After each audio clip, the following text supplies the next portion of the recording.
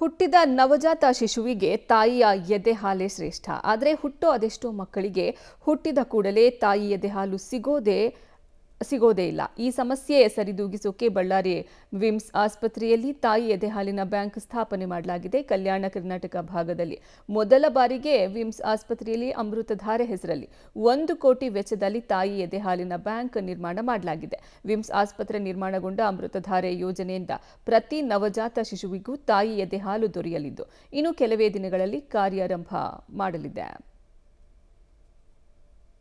ಹುಟ್ಟಿದ ತಕ್ಷಣ ಆ ಮಗುಗೆ ತಾಯಿ ಎದೆ ಹಾಲು ಕೊಡಬೇಕು, ಅಂದಾಗ ಮಾತ್ರ ಆ ಮಗು ಪರಿಪೂರ್ಣವಾಗಿ ಬೆಳಲಿಕ್ಕೆ ಸಾಧ್ಯ. ಮತ್ತೊಂದು ಕಡೆಗೆ ಹುಟ್ಟಿದ ಮಗುಗೆ ತಾಯಿ ಎದೆ ಹಾಲು ಶ್ರೇಷ್ಠ ಅನ್ನುವಂಥ ಮಾತು ಕೂಡ ಇದೆ. ಅದರ ಭಾಗವಾಗಿ ಇವತ್ತು ಎಷ್ಟೋ ಮಕ್ಕಳಿಗೆ, ಹುಟ್ಟಿರ್ತಕ್ಕಂಥ ಮಕ್ಕಳಿಗೆ ತಾಯಿ ಎದೆ ಹಾಲು ಸಿಗೋದಿಲ್ಲ. ಹೀಗಾಗಿ ಅದೆಷ್ಟೋ ಮಕ್ಕಳು ತಾಯಿ ಎದೆ ಹಾಲಿನಿಂದ ವಂಚಿತರಾಗ್ತಕ್ಕಂಥ ಘಟನೆಗಳು ಕೂಡ ಸಾಕಷ್ಟು ನಡೆಯುತ್ತೆ. ಹೀಗಾಗಿ ಆ ರೀತಿ ಅಚಾತುರ್ಯ ಆಗಬಾರ್ದು ಮತ್ತು ಹುಟ್ಟತಕ್ಕಂಥ ಮಕ್ಕಳು ತಾಯಿ ಎದೆ ಹಾಲಿನಿಂದ ವಂಚಿತರಾಗಬಾರ್ದು ಅನ್ನೋಂಥ ಕಾರಣಕ್ಕೋಸ್ಕರ ಕಲ್ಯಾಣ ಕರ್ನಾಟಕ ಭಾಗದಲ್ಲಿ ಮೊಟ್ಟ ಮೊದಲೇ ಬಾರಿಗೆ ಬಳ್ಳಾರಿಯ ವಿಮ್ಸ್ ಆಸ್ಪತ್ರೆಯಲ್ಲಿ ಇದೀಗ ತಾಯಿ ಎದೆ ಹಾಲಿನ ಘಟಕವನ್ನು ಆರಂಭ ಮಾಡಿರುವಂಥದ್ದು. ನಾನೀಗ ಅದೇ ಒಂದು ಘಟಕದ ಮುಂಭಾಗದಲ್ಲಿದ್ದೀನಿ. ಅಂದರೆ ಅಮೃತಧಾರೆ ಯೋಜನೆ, ಅಮೃತಧಾರೆ ಹೆಸರಿನಲ್ಲಿ ಇದೀಗ ಇಲ್ಲಿ ತಾಯಿ ಎದೆ ಹಾಲಿನ ಬ್ಯಾಂಕನ್ನು ಓಪನ್ ಮಾಡಿರುವಂಥದ್ದು. ಅಂದರೆ ಕಲ್ಯಾಣ ಕರ್ನಾಟಕ ಭಾಗದಲ್ಲಿ ಮೊಟ್ಟ ಮೊದಲೇ ಬಾರಿಗೆ ಈ ರೀತಿಯ ಒಂದು ಬ್ಯಾಂಕನ್ನು ಓಪನ್ ಮಾಡೋದ್ರ ಮೂಲಕ ಯಾವೆಲ್ಲ ಮಕ್ಕಳು ತಾಯಿ ಎದೆ ಹಾಲಿನಿಂದ ವಂಚಿತರಾಗಿರ್ತಾರೆ ಅಂಥ ಮಕ್ಕಳಿಗೆ ತಾಯಿ ಎದೆ ಹಾಲು ಸಿಗಬೇಕು, ಸಮೃದ್ಧವಾಗಿ ಬೆಳಿಬೇಕು ಅನ್ನುವಂಥ ಕಾರಣಕ್ಕೋಸ್ಕರ ಇದೀಗ ಈ ರೀತಿಯ ಒಂದು ಮೊಟ್ಟ ಮೊದಲೇ ಬಾರಿಗೆ ಬ್ಯಾಂಕನ್ನು ಓಪನ್ ಮಾಡಿರುವಂಥದ್ದು. ಅಂದರೆ ಪ್ರತಿನಿತ್ಯ ಸರಿಸುಮಾರು ವಿಮ್ಸ್ ಆಸ್ಪತ್ರೆಯಲ್ಲಿ 20ರಿಂದ 25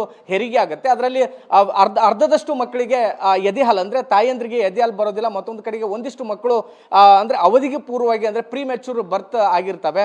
ಅಂಥ ಮಕ್ಕಳಿಗೂ ಸಹಿತ ಎದೆ ಹಾಲು ಸಿಗಬೇಕು ಅನ್ನೋಂಥ ಕಾರಣಕ್ಕೋಸ್ಕರ ಇಲ್ಲಿ ಒಂದು ಬ್ಯಾಂಕನ್ನು ಓಪನ್ ಮಾಡಿದ್ರೆ. ಅಂದರೆ ಈಗ ನಾವು ತೋರಿಸ್ತಾ ಇದ್ವಿ, ಅಲ್ಲಿಗೆ ಆರಂಭದಲ್ಲಿ ತಾಯಂದ್ರನ್ನ ಕರೆದುಕೊಂಡು ಬರ್ತಾರೆ. ಕರೆದುಕೊಂಡು ಬಂದ ನಂತರದಲ್ಲಿ ಅಲ್ಲಿನೇ ತಾಯಂದ್ರಿಂದ ಹಾಲನ್ನು ರಿಮೂವ್ ಮಾಡಿಸ್ತಾರೆ, ಅಂದರೆ ತೆಗಿಸ್ತಾರೆ. ಅದಾದಮೇಲೆ ಅಲ್ಲಿಂದ ಮತ್ತೆ ಇಲ್ಲಿಗೆ ನಾನು ಮತ್ತೊಂದು ಕಡೆಗೆ ತೋರಿಸ್ತಾರೆ. ಅಂದರೆ ಇಲ್ಲಿಗೆ ಆ ಒಂದು ಎದೆ ಹಾಲನ್ನು ತರ್ತಾರೆ, ಅಂದರೆ ಮಿಲ್ಕ್ ಪ್ರೊಸೆಸ್ ರೂಮ್ ಅಂತೇಳಿ ಇಲ್ಲಿಗೆ ತದನಂತರದಲ್ಲಿ ಹಾಲನ್ನು ತರ್ತಾರೆ. ನಾನು ಇಲ್ಲೂ ಕೂಡ ಒಳಗಡೆ ತೋರಿಸುವಂಥ ಪ್ರಯತ್ನವನ್ನು ಮಾಡ್ತೀನಿ. ಇಲ್ಲಿ ಅಂದರೆ ಇಷ್ಟು ಬಹಳ ಸುಸಜ್ಜಿತವಾಗಿರ್ತಕ್ಕಂಥ ಒಂದು ಕೋಣೆಯನ್ನು ಕೂಡ ಇಲ್ಲಿ ನಿರ್ಮಾಣ ಮಾಡಿರುವಂಥದ್ದು.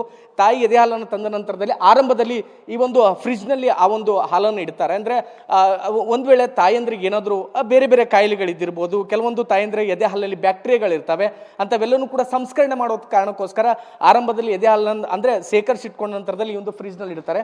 ಅದಾದಮೇಲೆ ಆ ಒಂದು ಹಾಲನ್ನು ಇಲ್ಲಿಡ್ತಾರೆ. ಈ ಒಂದು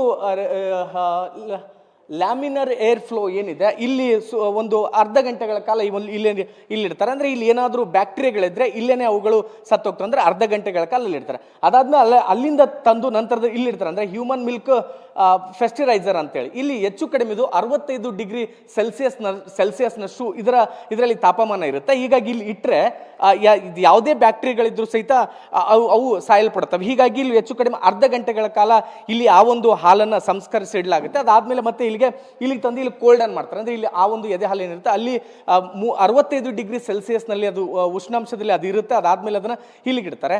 ತದನಂತರದಲ್ಲಿ ಮತ್ತೆ ಒಂದಿಷ್ಟು ಟ್ರೇಗಳನ್ನು ತಂದು ಅವುಗಳನ್ನು ಕೂಡ ಇಲ್ಲಿ ಡೀಪ್ ಫ್ರೀಜರ್ನಲ್ಲಿ ಇಡ್ತಾರೆ. ಅಂದರೆ ಏನಾದರೂ ಮತ್ತೆ ಹೆಚ್ಚು ಕಡಿಮೆ ಇದ್ರೂ ಸಹಿತ ಏನು ಸಮಸ್ಯೆ ಆಗಬಾರ್ದು ಅನ್ನೋಂಥ ಕಾರಣಕ್ಕೋಸ್ಕರ ಒಟ್ಟು 48 ಅವರ್ಸ್ವರೆಗೂ ಸಹಿತ ಈ ರೀತಿಯ ಒಂದು ಅಬ್ಸರ್ವೇಷನ್ ಅಲ್ಲಿ ಇಡ್ತಾರೆ. ಅದಾದಮೇಲೆ ಆ ಒಂದು ಮಕ್ಕಳಿಗೆ, ಯಾವ ಮಕ್ಕಳಿಗೆ ಎದೆ ಹಾಲಿನ ಅವಶ್ಯಕತೆ ಇರುತ್ತೋ ಆ ಮಕ್ಕಳಿಗೆ ಹಾಲನ್ನು ಕೊಡ್ತಾರೆ.